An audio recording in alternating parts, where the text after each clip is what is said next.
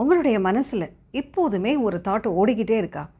எதையாவது நினச்சி நீங்கள் எப்போதுமே கவலைப்பட்டுக்கிட்டே இருக்கீங்களா? இந்த ஓவர் திங்கிங்கை எப்படி அவாய்ட் பண்ணுறது அப்படின்னு தெரியாமல் சிரமப்படுறீங்களா? இந்த வீடியோவை தொடர்ந்து பாருங்கள். கண்டிப்பாக உங்களுடைய ஓவர் திங்கிங்கை உங்களால் அவாய்ட் பண்ண முடியும். அதை கொஞ்சம் கொஞ்சமாக குறைச்சிக்க முடியும். நான் Jayashree. I am a mind coach and ho'oponopono healer and welcome to my channel mind miracle. இது வரைக்கும் நம்மளுடைய சேனலுக்கு சப்ஸ்கிரைப் பண்ணாதவங்க சப்ஸ்கிரைப் பண்ணிக்கலாம். அப்போ தான் வீடியோஸை தொடர்ச்சியாக உங்களால் பார்க்க முடியும்.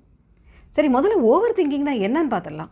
ஏதாவது ஒரு விஷயத்தை மோர் தென் ஒரு 3 times 5 times ஒரு நாளில் ரிப்பீட்டடாக வந்துக்கிட்டே இருக்குது, டெய்லி இதே மாதிரி தாட் வந்துக்கிட்டே இருக்குது அப்படின்னா இட்ஸ் கால்டு ஓவர் திங்கிங்.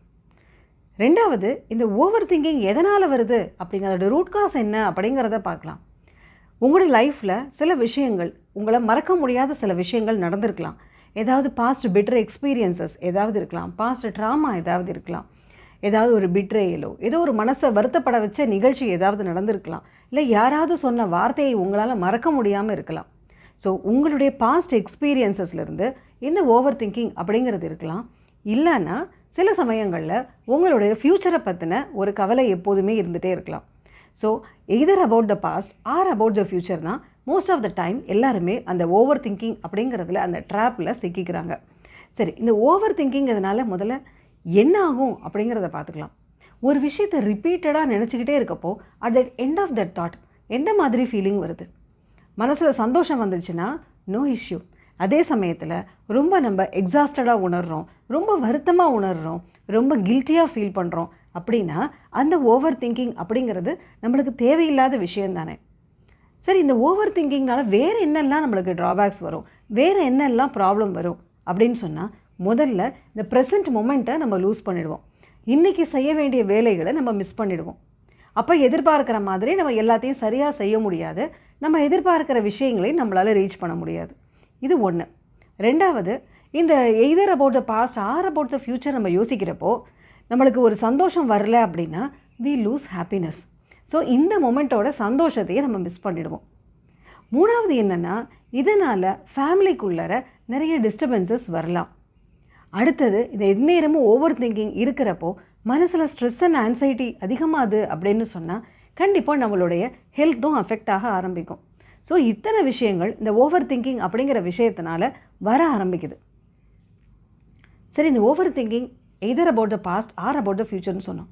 பாஸ்ட்டை பொறுத்த வரைக்கும் சில விஷயங்களை நம்மளால் மறக்க முடியாமல் இருக்கலாம்.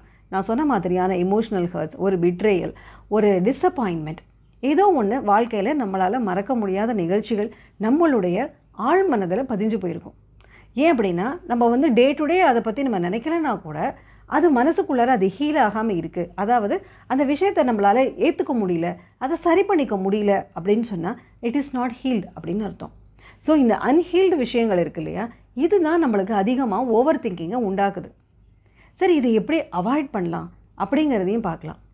சரி, இந்த ஓவர் திங்கிங் வர்றப்பயே நம்மளுக்கு தெரிஞ்சிடும், நம்ம இந்த விஷயத்தை யோசிக்கிறோம், நம்ம அந்த பாஸ்ட்டில் நடந்த விஷயங்களை யோசிக்கிறோமோ, இல்லை நம்ம ஃப்யூச்சரில் எப்படி இருக்க போகிறோன்னு ஒரு ஆன்சைட்டியில் யோசிக்கிறோமோ, ஆர் ஒரு ஃபியரில் யோசிக்கிறோமோ, ஏதோ ஒரு தாட் நமக்குள்ளார வர ஆரம்பிக்கும் இல்லையா. அப்போயே ஒரு அவேர்னஸை க்ரியேட் பண்ணிக்கலாம். நான் எப்போயோ நடந்த விஷயத்தை என் மனசுக்குள்ளே வருது, இந்த விஷயத்தை நான் திருப்பி திருப்பி யோசிக்கிறதுனால என் மனசு டிஸ்டர்ப் ஆகுமே தவிர இதனால் எனக்கு எந்த யூஸும் இல்லை. ஸோ இந்த ஓவர் திங்கிங்னால என்னோடய சந்தோஷம்தான் மிஸ் ஆகும் அப்படிங்கிற மாதிரி மனசுக்குள்ளார ஒரு அவேர்னஸை க்ரியேட் பண்ணிக்கலாம். ரெண்டாவது, அந்த விஷயம் யோசிக்கிறதுனால என்னோடய ப்ரெசன்ட் மொமெண்ட்டோட சந்தோஷத்தையோ நான் சக்ஸஸையோ மிஸ் பண்ணுறேன் அப்படிங்கிறதையும் மனசுக்குள்ளார ஒரு அந்த தாட்டையும் க்ரியேட் பண்ணிக்கலாம். ஸோ அக்செப்டன்ஸ், இந்த விஷயத்தை நான் யோசிக்கிறேன், இந்த மாதிரி யோசிக்கிறதுனால எனக்கு எந்த யூஸும் இல்லை, ஆனால் என்னோடய சந்தோஷமோ என்னோடய சக்ஸஸையோ in due course of time நான் மிஸ் பண்ணிடுவேன் அப்படிங்கிற மாதிரி நம்ம யோசிச்சுருவோம்.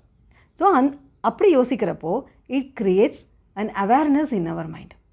ஸோ இந்த மாதிரி அவேர்னஸ் வர்றப்பயே நம்ம அந்த ஓவர் திங்கிங்க்கு நம்ம ஒரு செக் வச்சுருவோம். ஸோ ரெண்டாவதாக என்ன செய்யலாம் அப்படின்னா, உங்களுக்கு பிடிச்சமான விஷயங்கள் ஏதாவது ஒன்று இருக்குது இல்லையா, அதில் உங்களுடைய ஃபோக்கஸை ஷிஃப்ட் பண்ணலாம். மூணாவதாக என்ன செய்யலாம் அப்படின்னு சொன்னால், ஹோ ஓப்பனோ மெடிடேஷனை செய்யலாம்.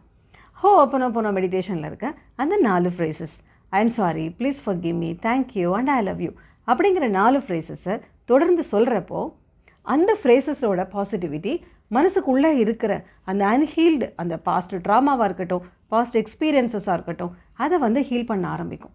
ஸோ இதை ரெகுலராக பண்ணுறப்போ மனசில் இருக்கிற அந்த இமோஷ்னல் டிஸ்டர்பன்சஸ் குறைய ஆரம்பிக்கும். ஸோ அப்படி குறையிறப்போ அந்த ஓவர் திங்கிங் அப்படிங்கிறத கொஞ்சம் கொஞ்சமாக நம்மளால் அவாய்ட் பண்ண முடியும். சரி, இந்த ஹோஹோபோனோபோனோ மெடிடேஷனை அந்த டைமில் மட்டும்தான் பண்ணணுமா அப்படின்னா இல்லை. காலையில் ஒரு தடவை, நைட்டு ஒரு தடவை, இது ரெகுலர் ப்ராக்டிஸாக நம்ம பண்ணுறப்போ இந்த 4 ஃப்ரேசஸை 7 times or 11 times or 21 times சொல்கிறப்போ நம்மளை அறியாமல் நம்ம மனசில் இருக்கிற அந்த எமோஷ்னல் டிஸ்டர்பன்ஸ் கொஞ்சம் கொஞ்சமாக குறைய ஆரம்பிக்கும். மனசில் இருக்க அந்த பாஸ்ட் ட்ராமா ஹீல் ஆக ஆரம்பிக்கும். ஸோ இந்த மாதிரி நம்ம செய்கிறப்போ மனசை எப்போதுமே ட்ரிகர் ஆகாமல் ரொம்ப பாசிட்டிவாக நம்மளால் மனசை வச்சுக்க முடியும். ஸோ அதனால் இந்த ஓவர் திங்கிங் அப்படிங்கிறத இதன் மூலமாக அவாய்ட் பண்ண முடியும். இந்த வீடியோ உங்களுக்கு பிடிச்சிருந்ததுன்னா லைக் பண்ணுங்கள். யாருக்காவது யூஸ்ஃபுல்லாக இருக்கும்னு நினச்சிங்கன்னா அவங்களுக்கு இதை ஷேர் பண்ணுங்கள். இந்த வீடியோவை பார்த்த அனைவருக்கும் என்னுடைய நன்றி.